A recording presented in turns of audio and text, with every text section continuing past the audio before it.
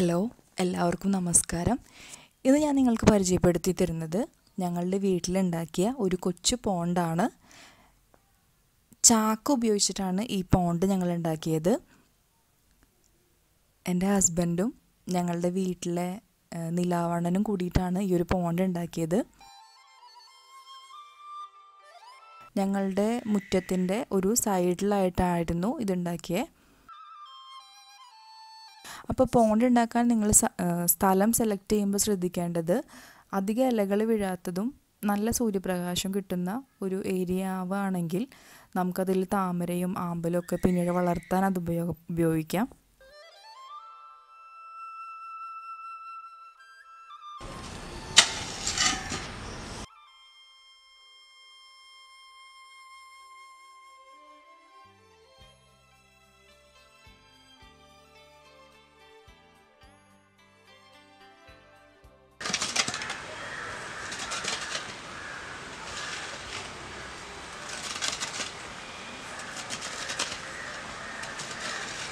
കുഴി കുഴിച്ചതിന് ശേഷം നമ്മളതിൻ്റെ ഓരത്തേക്ക് മണ്ണെല്ലാം കയറ്റിയിട്ടിട്ട് നന്നായിട്ട് അത് ബലപ്പെടുത്തി കൊടുക്കണം.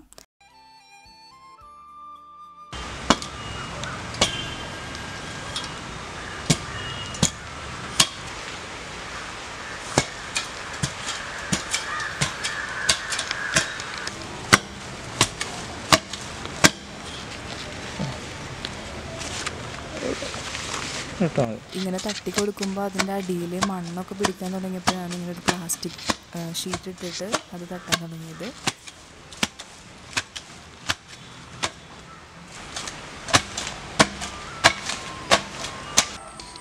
ഞങ്ങളത് ഒരു ദിവസം വെയിറ്റ് ചെയ്തു. ഒരു ദിവസം അത് നന്നായി സെറ്റ് ആവാനായിട്ട് വെച്ചു. ഞാൻ നേരത്തെ പറഞ്ഞിരുന്നു ചാക്ക് ഉപയോഗിച്ചിട്ടാണ് ഞങ്ങൾ ഈ ഒരു പോണ്ട് ഉണ്ടാക്കിയതെന്ന്. അപ്പോൾ അതിന് വേണ്ടിയിട്ട് ഞങ്ങൾ ഒരു 12ഓളം ചാക്കുകൾ വാങ്ങിച്ചു.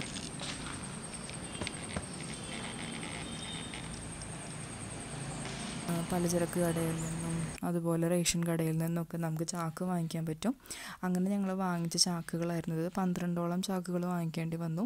വളരെ ചെറിയ വിലയ്ക്ക് നമുക്ക് ഈ ചാക്കുകൾ വാങ്ങിക്കാൻ പറ്റും.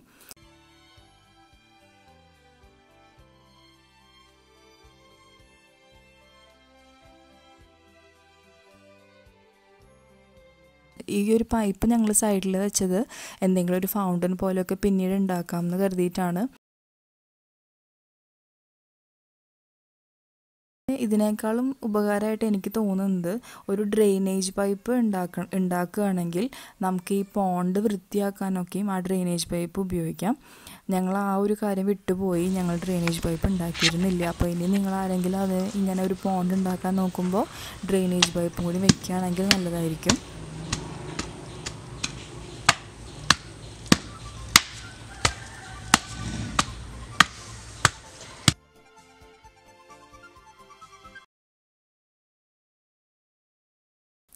ചാക്ക് ഞങ്ങൾ മുറിച്ചിട്ട് ഇങ്ങനെ അളവ് നോക്കിയാനായിട്ട് ഇട്ടു. അപ്പോൾ 2-3 ചാക്കും കൂടി കൂടുതലായിട്ട് വേണ്ടി വന്നു. അപ്പോൾ ഞങ്ങളത് വീണ്ടും ആ 2-3 ചാക്ക് വാങ്ങിച്ചിട്ട് മുറിച്ച് അവിടെ ഇടുകയാണ് ചെയ്തത്. ഒരു ചാക്ക് സിമൻറ്റ് ഞങ്ങൾക്കിതിന് ഉപയോഗിക്കേണ്ടി വന്നു. അപ്പോൾ ഒരു ചാക്ക് സിമൻറ്റ് വാങ്ങിച്ചുകൊണ്ട് വന്നു. അതിൽ വെള്ളം മിക്സ് ചെയ്തിട്ടാണ് ഉപയോഗിച്ചത്.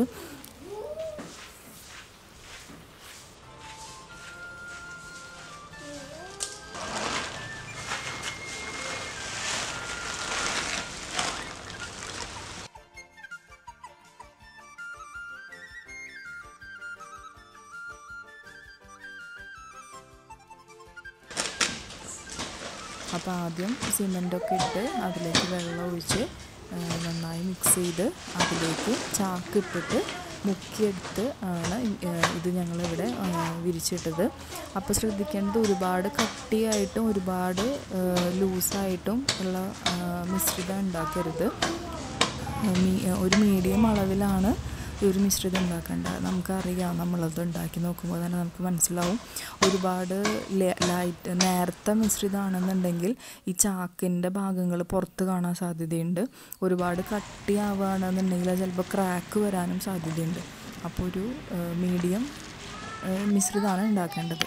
അങ്ങനെ ഞങ്ങളത് ഷേപ്പ് ചെയ്തിട്ടു.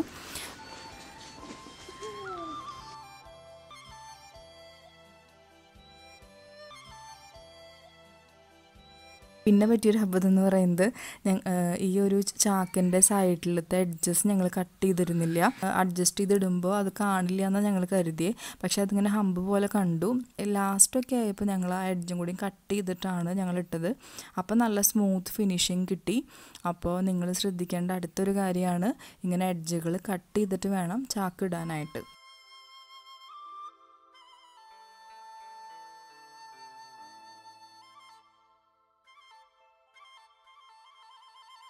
ഏതെങ്കിലും ഗ്യാപ്പുകളൊക്കെ നിങ്ങൾക്ക് ഫീൽ ചെയ്യുന്നുണ്ടെങ്കിൽ അവിടെ ഒരു പെയിൻറ്റിങ് ബ്രഷ് ഉപയോഗിച്ചിട്ട് ഇതുപോലെ സിമെൻ്റ് ഒന്ന് ബ്രഷ് ചെയ്ത് കൊടുക്കാം. ഞങ്ങൾ 2 ദിവസമാണ് വെയിറ്റ് ചെയ്യാൻ കൊടുത്തത് ഉണങ്ങാനായിട്ട്. ഉണങ്ങി കഴിഞ്ഞപ്പോൾ ഞങ്ങളതിൽ ജസ്റ്റ് പെയിൻറ്റ് ചെയ്തു.